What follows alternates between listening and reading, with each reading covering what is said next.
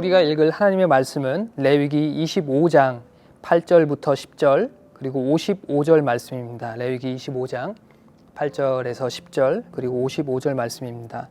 제가 읽도록 하겠습니다. 너는 7 안식년을 계수할지니 이는 7년이 7번인즉 안식년 7번 동안 곧 49년이라.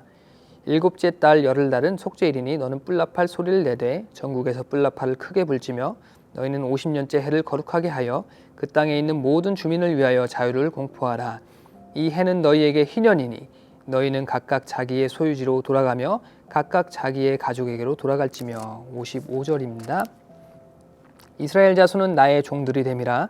그들은 내가 애굽 땅에서 인도하여 낸 내 종이요 나는 너희의 하나님 여호와이니라. 아멘. 우리가 이제 레위기의 말씀을 거의 마쳐가고 있습니다. 성경을 관통하는 대표적인 한 가지 주제가 있다면 그것은 바로 구별됨일 것입니다. 레위기의 원 제목은 그가 부르셨다라는 것인데요. 하나님께서 모세를 부르시면서 하나님의 백성인 이스라엘 백성들이 그리고 하나님을 제사를 주관하는 레위 지파가 어떻게 생활하고 어떻게 제사를 해야 하는지 가르쳐주는 말씀이 오늘의 이 레위기라고 볼 수가 있습니다. 그리고 이 구별됨을 통하여 어떻게 하나님의 거룩함에 나아가는지를 우리가 분별을 할 수가 있습니다. 오늘 우리가 읽은 이 말씀이 레위기 25장인데 하나님께서 레위 지파에게 하신 말씀의 마지막 단락이다라고 볼 수가 있습니다. 그리고 이 마지막의 대미를 장식하고 있는 것이 오늘 읽은 본문인 희년에 대한 말씀입니다.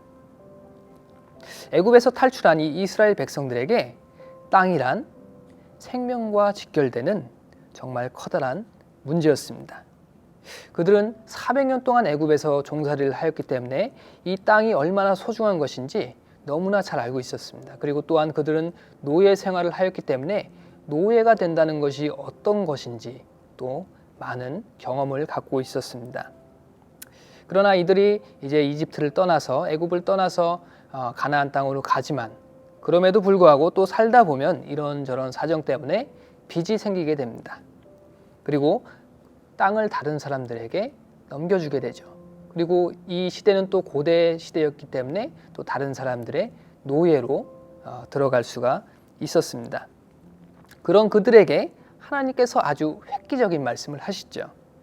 그것이 바로 이 희년인데 7년의 안식년이 7번 지난 다음 속죄일에 구원의 해인 희년을 선포하라 라고 말씀을 하고 계십니다.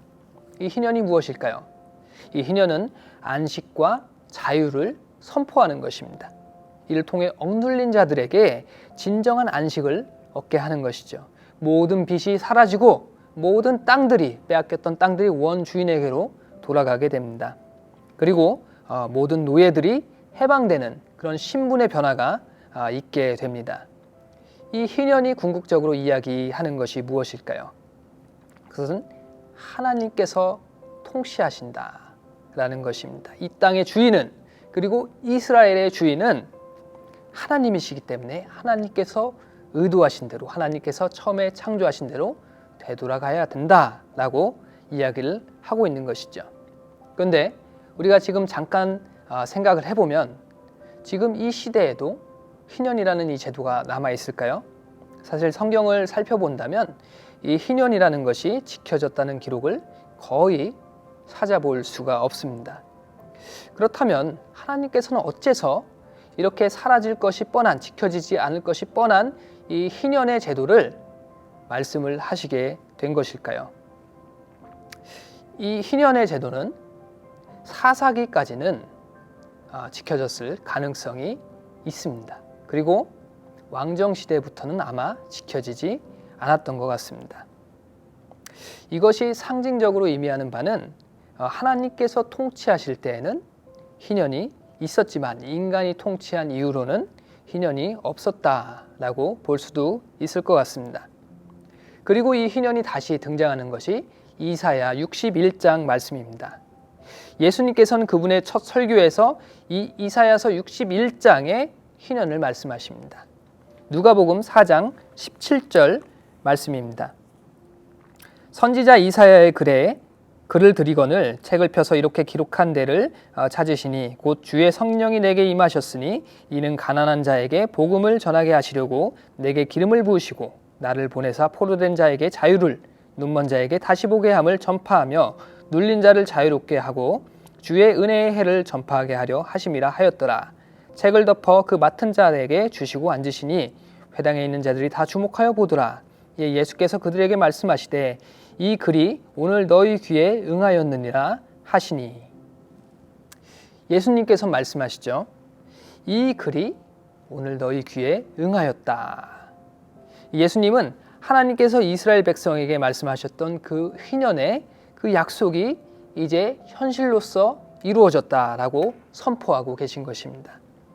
이 인간의 역사와 제도를 통하여서는 이루지 못한 이 진정한 해방과 자유가, 치유와 풍요가 그 나라가 예수님을 통해서 임하게 되었다라고 예수님께서는 말씀을 하고 있으신 것입니다. 이 희년은 대속죄일에 선포가 되었습니다. 이것은 죄 용서로 인하여 하나님과 그 백성의 관계가 회복되는 것이 이 희년의 중심이다라는 것을 내포하고 있습니다. 포로된 자들, 눈먼 자들, 눌린 자들, 주의 은혜가 필요한 자들, 그들이 심령이 가난한 자들입니다. 애통해하는 자들입니다. 그들에게 천국이 있는 것은, 그들이 위로를 받는 것은 예수 그리스도께서 그들에게 자유를 선포하셨기 때문입니다. 예수 그리스도께서 그들을 치유하시고 자유케 하셨기 때문입니다.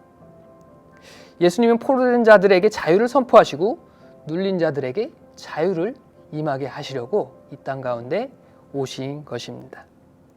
그리스도를 통한 대속, 그것이 바로 이 하나님의 나라, 희년의 완성인 것이죠. 데이비드 플랫 목사님은 그의 책 복음이 울다라는 책에서 이렇게 이야기를 하십니다. 선교지에서 우리가 고통당하는 사람들의 육체적 필요를 채워줘야 할 깊은 책임감을 느꼈다라고 말씀을 하시죠. 육체적인 필요가 너무나 심각해서 영적인 필요가 보이지 않을 정도로 정말 어려운 상황이었다라고 하고 있습니다. 그러나 그들의 그 육체적인 필요를 채워주는 것이 너무나도 중요하지만 그것이 그들로 하여금 천국에 이루게 하지 못하는 것을 데이비드 플랫 목사님은 깨달았다라고 말씀을 하고 있습니다. 육체적 필요를 채워주는 것이 너무나 중요하지만 그것이 죽음 너머의 그 소망에 이르게 하지 못한다는 것이죠. 때로는 우리가 이 제도적인 그런 보완이 복음을 대신할 수 있다라고 느낄 수 있습니다. 또는 육체적인 이런 체험들이 복음을 대신할 수 있다라고 느낄 수도 있습니다. 생각할 수 있습니다. 그러나 그럼에도 불구하고 우리의 진정한 소망은, 우리의 진정한 필요는 오직 우리를 구원하신 예수 그리스도께만 있음을 믿으시길 바랍니다. 사도 바울은 로마서를 통하여 이렇게 말씀을 하고 있습니다. 그 바라는 것은 피조물로 썩어짐의 종로로 탄 데서 해방되어 하나님의 자녀들의 영광의 자유에 이르는 것이니라. 진정한 희년, 이 자유를 선포하시는 그리스도를 아는 것이 곧 하나님께서 부르신 그 부르심에 응답하는 것, 구별되는 것, 그리고 거룩하게 되는 것임을 믿으시길 소망합니다. 그리고 여러분들의 삶이 그리스도로 인하여 자유하게 됨을 느끼는 귀한 축복이 있기를 소망합니다. 함께 기도하시겠습니다.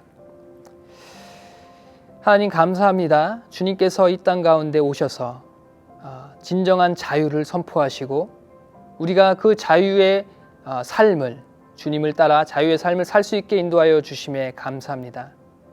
주님께서 이 희년을 완성하셨는데 주님, 우리가 죄의 법에 얽매이지 않고 주님을 따라 진정한 자유를 선포하고 주님의 자유를 따라 사는 그런 삶을 그 자유를 누릴 수 있게 주님께서 함께하여 주시옵소서. 그리고 우리가 그것을 전하고 주님의 희년의 완성을 선포하는 주님의 그리스도의 군사가 될 수 있게 주님께서 함께하여 주시옵소서. 주님 감사드리옵고 예수 그리스도의 이름으로 기도드립니다. 아멘.